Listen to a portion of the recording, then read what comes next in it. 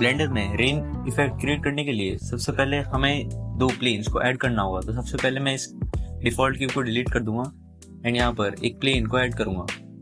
अब मैं इस प्लेन को डुप्लीकेट कर दूंगा एंड इसे थोड़ा ऊपर मूव कर दूंगा। यहाँ पर जो हमारा ऊपर वाला प्लेन है वो हमारा एमिटर है, यानी कि इस प्लेन से जो हमारे रेन ड्रॉप्स है वो एमिट होंगे एंड जो नीचे वाला प्लेन है वो हमारा ग्राउंड है, यानी इस प्लेन पर हमारे रेन ड्रॉप्स गिरेंगे। तो अब मैं यहाँ पर इस वाले प्लेन को सेलेक्ट करूंगा एंड यहाँ पर पार्टिकल सिस्टम में एक पार्टिकल ऐड करूंगा एंड यहाँ पर एमिटर पर सेट रहने दूंगा। अगर अब मैं एनिमेशन को प्ले करके देखूंगा तो यहाँ पर हमारे पार्टिकल्स गिर रहे हैं। अब यहाँ पर मैं रेंडर में जाऊंगा एंड यहाँ पर हेलो की जगह यहाँ पर ऑब्जेक्ट को सिलेक्ट कर लूंगा। उसके बाद अब हम यहाँ पर अपना रेन ड्रॉप को क्रिएट करेंगे। तो उसके लिए मैं यहाँ पर आइकोस्फेयर को सिलेक्ट करूंगा एंड यहाँ पर सब डिविजन्स को 1 पर सेट कर दूंगा एंड एडिट मोड में जाकर एंड इस वर्टिस को सिलेक्ट कर इसे थोड़ा ऊपर मूव कर दूंगा एंड इसे शेड स्मूथ कर दूंगा। अब मैं इसे स्केल डाउन कर दूंगा एंड अब मैं अपने ऊपर वाले एमिटर वाले प्लेन को सिलेक्ट कर यहाँ पर इंस्टेंस ऑब्जेक्ट मैं इस रेन ड्रॉप को सिलेक्ट कर लूंगा।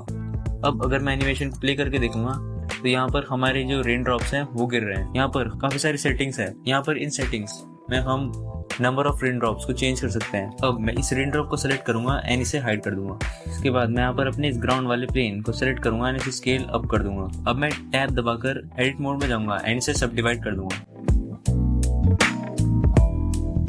इसे 3-4 बार सब डिवाइड करने के बाद मैं इस पर एक सब डिविजन सरफेस मॉडिफायर को ऐड कर दूंगा। इसके बाद मैं फिजिक्स वाले टैब में जाकर यहाँ पर डायनामिक पेंट पर क्लिक करूंगा। यहाँ पर टाइप पर मैं कैनवस को सेट रहने दूंगा। अब मैं ऐड कैनवस बटन पर क्लिक करूंगा एंड यहाँ पर सरफेस टाइप पर आपको वेव्स को सिलेक्ट कर देना है।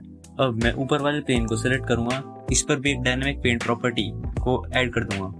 अब यहाँ पर मैं टाइप को कैनवस से हटाकर ब्रश पे सेलेक्ट कर दूंगा एंड ऐड ब्रश पर क्लिक कर दूंगा। इसके बाद यहाँ पर सोर्स के नीचे पेंट पर मैं पार्टिकल सिस्टम को सिलेक्ट कर लूंगा एंड यहाँ पर इस छोटे से टैब में मैं पार्टिकल सिस्टम पर क्लिक करूंगा एंड यहाँ पर दोबारा से पार्टिकल सिस्टम को सिलेक्ट कर लूंगा।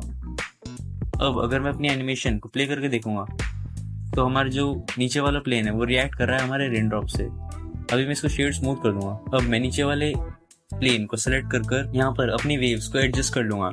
यहाँ पर मैं अपनी वेव्स का रेडियस कम या ज्यादा कर सकता हूँ and scale influence in rain drops के इन्फ्लुएंस को भी कम या ज्यादा कर सकता हूँ। अब मैं अगर अपनी एनिमेशन को प्ले करूंगा तो हमारी एनिमेशन काफी ज्यादा नेचुरल लग रही है। अब अपनी इस रेन ड्रॉप वाली एनिमेशन और भी ज्यादा रियलिस्टिक लुक देने के लिए मैं यहाँ पर एक फोर्स फील्ड ऐड कर दूंगा एंड यहाँ पर एक विंड फोर्स फील्ड ऐड कर दूंगा। मैं यहाँ पर विंड पर क्लिक करूंगा एंड इस फोर्स फील्ड को मैं थोड़ा सा मूव कर रोटेट कर दूंगा। यहाँ पर ये जो एरो है इससे हम फोर्स फील्ड की स्ट्रेंथ को कम या ज्यादा कर सकते हैं, तो मैं इसे थोड़ी रखूंगा एंड अगर अब मैं एनिमेशन को प्ले करूंगा तो हमारे जो रेन ड्रॉप्स हैं वो अपोजिट डायरेक्शन में मूव कर रहे हैं। अब यहाँ पर हमारा जो नीचे वाला प्लेन है मैं इस पर एक वाटर का मटेरियल ऐड कर दूंगा एंड यहाँ पर रेन ड्रॉप्स पर मैं एक ट्रांसपेरेंट मटेरियल को ऐड कर दूंगा एंड देन कुछ इस तरह हम रेन ड्रॉप इफेक्ट्स अपने ब्लेंडर प्रोजेक्ट्स में क्रिएट कर सकते हैं।